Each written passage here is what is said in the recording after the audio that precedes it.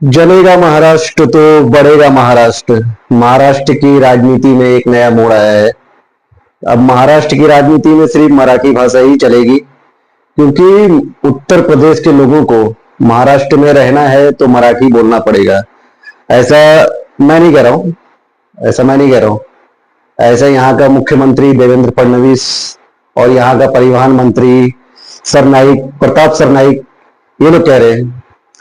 अब तक हम लोग को उत्तर भारतीय और भारतीय लोगों को लगता था कि महाराष्ट्र में कोई भी रह सकता है। महाराष्ट्र में यानी कि खासकर मुंबई में कोई भी रह सकता है, लेकिन अब बात ये हो गई है कि महाराष्ट्र में अगर रहना है, कमाना है, खाना है, यहाँ के ऑटो रिक्शा सब चलाना है, अगर कुछ भी काम करना है तो आपको मराठी बोलना आना चाहिए। अगर आप लोगों को मराठी बोलना नहीं आता है तो आप लोग महाराष्ट्र में रहने के लायक नहीं है। ऐसा साफ साफ कहना है महाराष्ट्र के मुख्यमंत्री देवेंद्र फडणवीस का और यहाँ के परिवहन मंत्री प्रताप सरनाईक का। 1 मई 2026 से आने वाले टाइम में 1 मई 2026 से आने वाले 1 मई 2026 यानी कि महाराष्ट्र दिवस से महाराष्ट्र में नए नियम लागू कर दिए जाएंगे कि अगर आपको महाराष्ट्र में रहना है और यहाँ पे ऑटो रिक्शा चलाना है तो आपको मराठी बोलना, पढ़ना, लिखना ये आना ही चाहिए। क्यों? क्योंकि यहाँ का मुख्यमंत्री मराठा है और यहाँ के राजनीति में भाजपा सरकार के मुख्यमंत्री देवेंद्र फडणवीस है। तो उनका कहना है कि जब पूरा प्रशासन ही मराठी है तो यहाँ के लोगों को मराठी आनी चाहिए। तो अब बात ये आई है कि महाराष्ट्र में मराठी आनी चाहिए, बात तो ठीक है, लेकिन मुंबई में मराठी आनी चाहिए ये बात मेरे को समझ में नहीं आ रही है। क्या मुंबई महाराष्ट्र में है? किसने कहा मुंबई महाराष्ट्र में?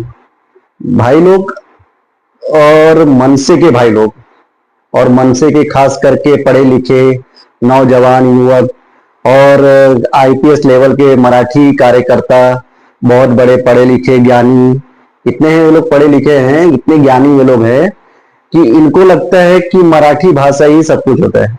मैं ये नहीं कह रहा हूँ कि मराठी भाषा नहीं आनी चाहिए, मराठी भाषा बोलने आनी चाहिए, मराठी भाषा समझ में आनी चाहिए, सब कुछ आना चाहिए, लेकिन उसके पीछे एक नियम होना चाहिए। अगर मैं अपने घर से बाहर निकलता हूँ, मुझे जिस भाषा में कंफर्ट है मैं उसी भाषा में बात करूंगा। मराठी लोगों को जिस भाषा में कंफर्ट है मराठी लोग उस भाषा में बात करेंगे। तो फिर उत्तर भारतीयों को ये नियम क्यों लागू किया गया?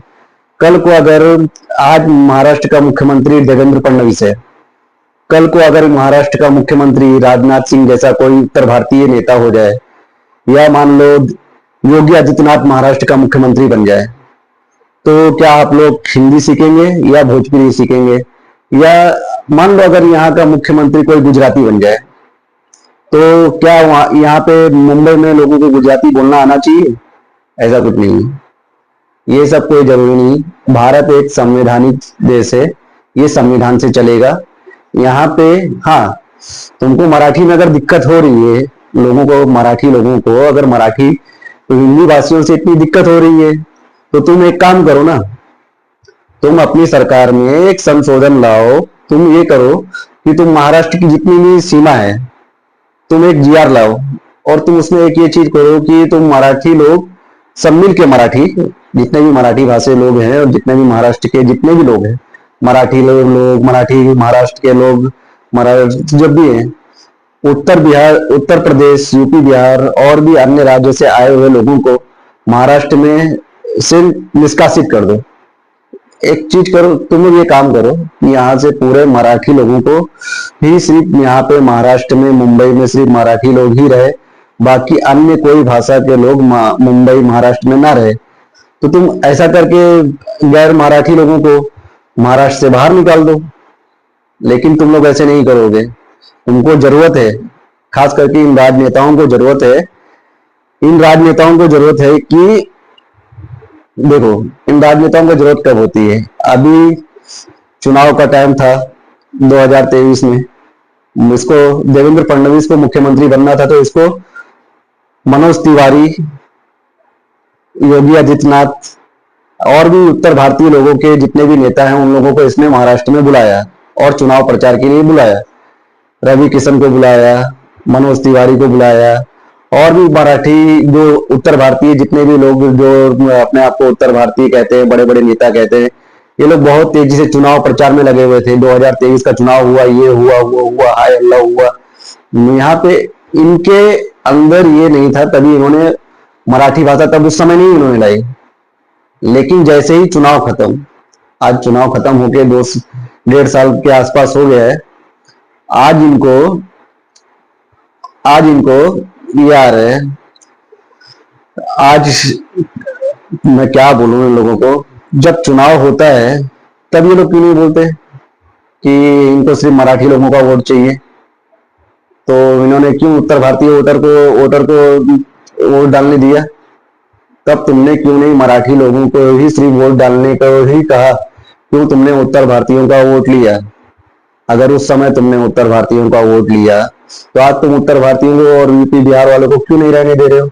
क्या तुम सिर्फ वोट के लिए ही उत्तर भारतीयों को रहने दोगे यहाँ पे? और दूसरी बात, 2023 में तो लोकसभा चुनाव हुआ, ठीक है। महाराष्ट्र का जब चुनाव हुआ 2024 में, तभी भी तुमने उत्तर भारतीयों को यूज किया। तब तुम्हें दिक्कत नहीं हुई?